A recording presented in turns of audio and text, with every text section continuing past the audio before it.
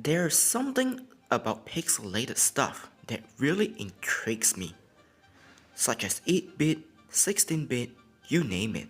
Whenever I look at any of those stuff, I just felt a sudden wave of relaxation splashing onto my face.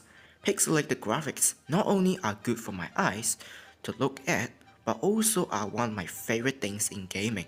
You could say it's my nostalgia since I grew up with this, which reminds me of the good old days.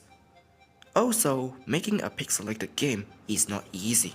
There are too many important aspects in making a pixelated games, but does not stop passionate developer from realizing their dreams. Orange Pixel is a game company founded way back in December 1st, 2004, located in the Netherlands. It is operated by just one Dutchman, Pascal aka Orange Pixel. His main attraction is of course creating games with pixelated style that will release on mobile devices before expanding his hobby onto consoles later on. I played most of his games on my old phone back then and loved the experience. Sure, some of them are just what you will see nowadays, but hey, I'm very young back then, so I'm pretty new to this experience and I really enjoy it. Although I kinda dropped off the train in recent years, but I still follow him for further updates for his new game. If you ask me for my top 3 favorite games, it will be Gunslugs, Neoteria, and Ink the Beginning. And today, I will be focusing on Gunslugs.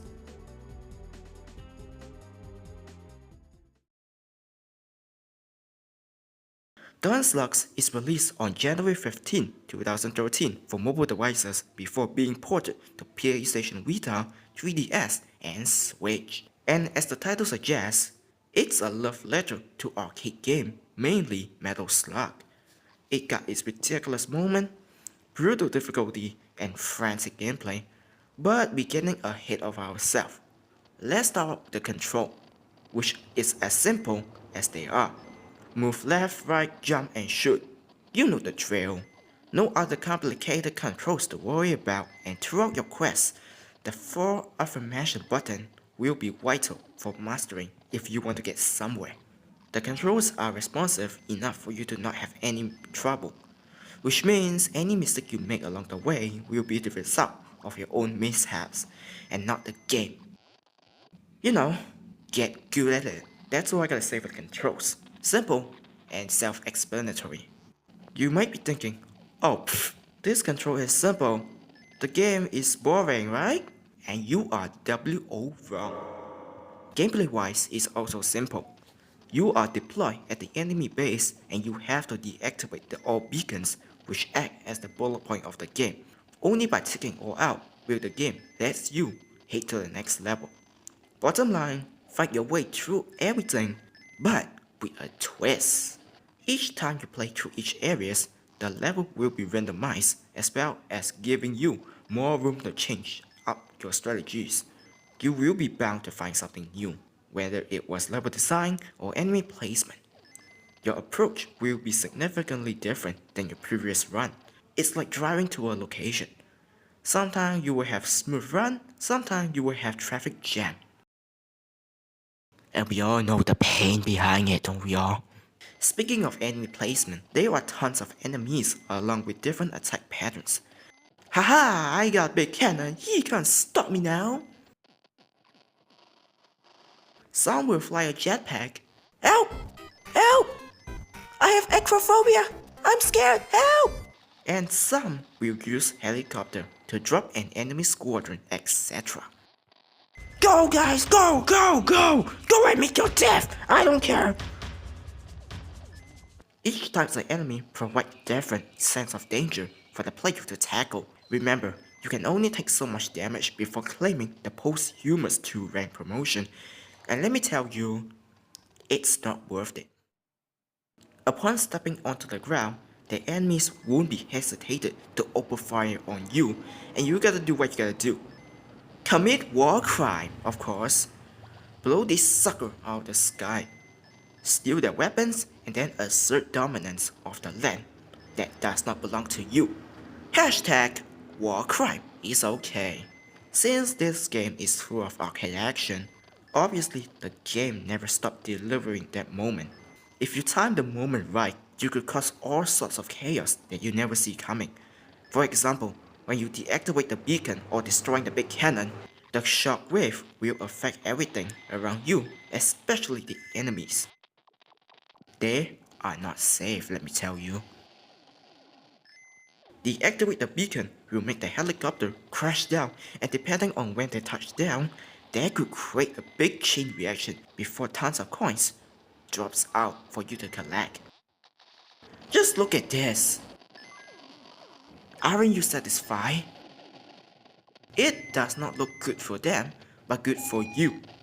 Hashtag war crime is exciting. Speaking of coins, they also somewhat play an important role. All enemies drop loads of coins when you finish them off that you can use for different purposes. Scattered across each world is shop that you can access to buy different items. You can even play some arcade game, but realistically, most of them doesn't really help you. All you need is continue, which is the thing right here.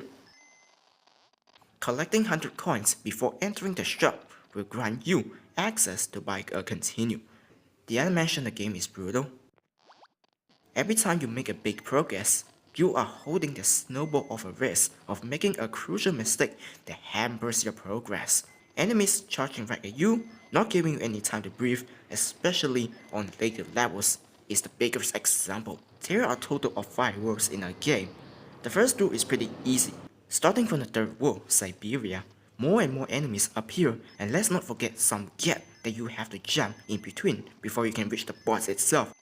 If you play any shmup made by Cave, then you probably know about the infamous third stage syndrome. Most of the games, they are pretty easy from the get-go, but starting from stage 3 onwards, the game starts to become brutal.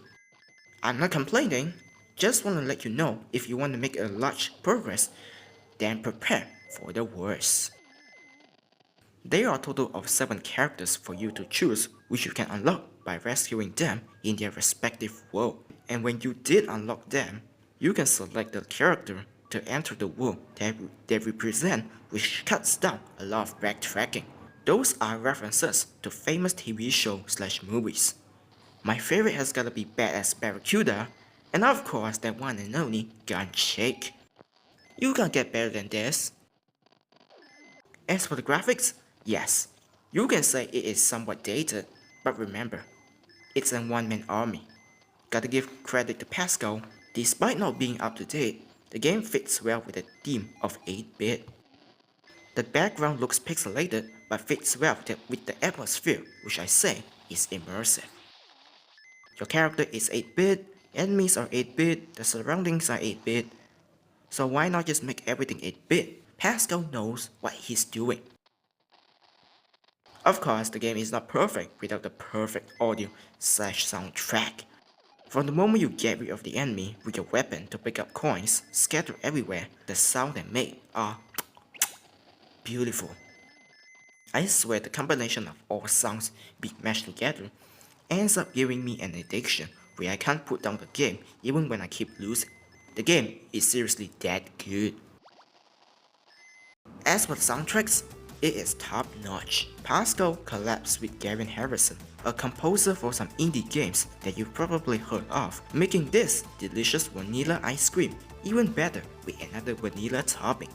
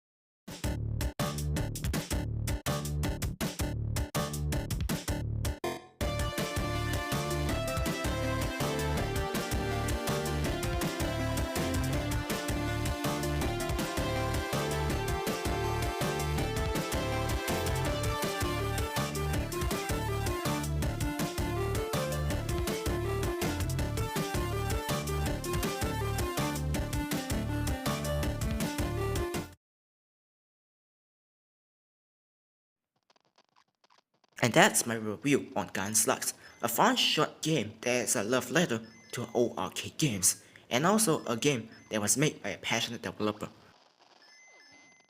You can see Orange Pixel know what he's doing, and as a result, the game as a whole is a fun ride from start to finish. Sure, the game will get really hard later on, but with a bit of practice, I think you can manage it. If you love Metal Slug, if you love running gun, and you love pixelated stuff, go check this out. But this is not the last time we will hear from Gunslugs, as 2 years later, Orange Pixel released Gunslugs 2. But will the sequel be good? If you enjoy what you see, be sure to like, share, and subscribe, then turn on the notification bell so that you won't miss a thing. Comment below your opinion on this game if you play it. Let's have a peaceful discussion. And if you want to follow me what I'm doing, follow me on Twitter because I'm mostly active there. Thank you for watching, and I will see you all next time.